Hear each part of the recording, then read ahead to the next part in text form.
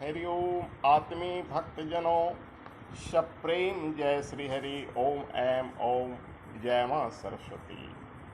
प्रसंग है बाबा गोस्वामी तुलसीदास जी ने परब्रह्म के विषय में लिखा है।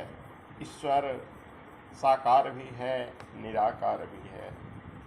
निराकार ब्रह्म का निरूपण इस तरह से किया है। बिनु पद चलई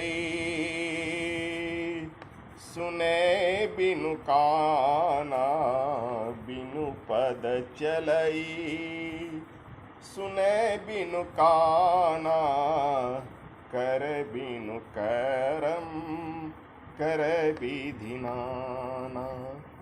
बिनु पद चलई सुने बिनु काना, करे बिनु करम करे विधि नाना। वह ईश्वर, वो निराकार ब्रह्म बिनु पद बिना पैर के चलता है, बिना कान के सुनता है, और बिनु कर यानी बिना हाथ के वो कर्म नाना प्रकार के करता है। यद्यपि गोस्वामी तुलसीदास जी महाराज साकार ब्रह्म के उपासक थे, उनका ध्यान निरंतर राम स्वरूप में होता था, और राम के बिना वो एक पल नहीं रह सकते थे। राम स्वरूप के ही दर्शन सदा करते थे। राम के बिना कोई काम उनका नहीं होता था, और राम के सिवा उनके मस्तक कभी नहीं झुकते थे। एक बार जब वे मथुरा भ्रमण कर रहे थे, कृष्ण की अनेक मंदिरों की झांकियों घूम रहे थे, लेकिन सर नहीं नवा रहे थे। कृष्ण की मनोहर स्वरूप को देखकर उन्होंने कहा, कहाँ छवि प्रभु आपकी, भले बने हो नाथ। तुलसी मस्तक तब नवे, जब धनुष बाण लो हाथ। तो कृष्ण को राम रूप में आना पड़ा और उन्होंने सर। वैसे ही कहा जाता है कि एक बार बाबा जगन्नाथ धाम की यात्रा पर निकले। जगन्नाथ जी चले तो गए, लेकिन जगन्नाथ जी के मंदिरों में दर्शन को नहीं गए। कहा जाता है जगन्नाथ जी का मंदिर में जगन्नाथ जी का अंग नहीं है, कर नहीं है, हाथ नहीं है, पैर नहीं है। कहा जाता है कि मूर्तिकार को राजा से प्रतिज्ञा करवा चुका था कि जब तक हम प्रतिमा पूरी न बना लेंगे तब तक आप भीतर नहीं आना, और उस रूप में मूर्तिकार स्वयं विश्वकर्मा थे।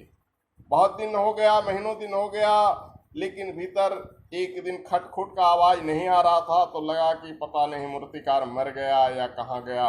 राजा ने किवाड़ खोल दिया, मूर्तिकार तत्क्षण गायब हो गया। भगवान की मूर्ति पूरी नहीं हुई थी, जगन्नाथ स्वामी का मूर्ति ज्यों का त्यों रह गया।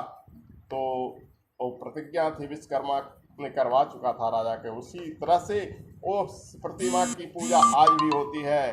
जगन्नाथ स्वामी की प्रतिमा संपूर्ण अंग में नहीं है। तो उन्हें लग रहा था कि ऐसी खंडित प्रतिमा को प्रणाम कैसे करें, जबकि वे खुद अपने काव्य में लिखे थे।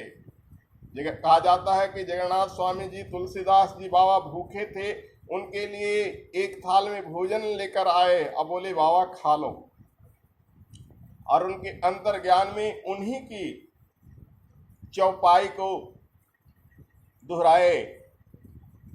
इसी चौपाई को जिसमें तुलसीदास जी ने कहा, तुलसीदास जी ने लिखा, बिनु पद चले सुने बिनु काना, करे बिनु करम करे विधि नाना।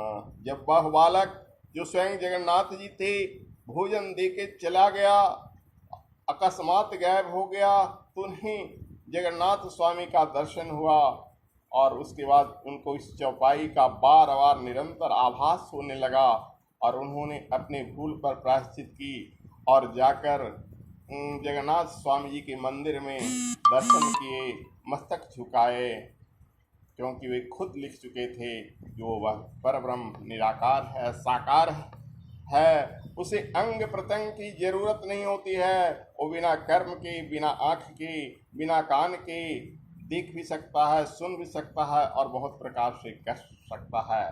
उसे कोई अंग की आवश्यकता नहीं होती। वो प्रेम स्वरूप, प्रेम ते प्रकट भये में जाना, प्रेम के रूप में वो दर्शन देते हैं। जय श्री हरि मित्रों, हरि ओम तत्सत।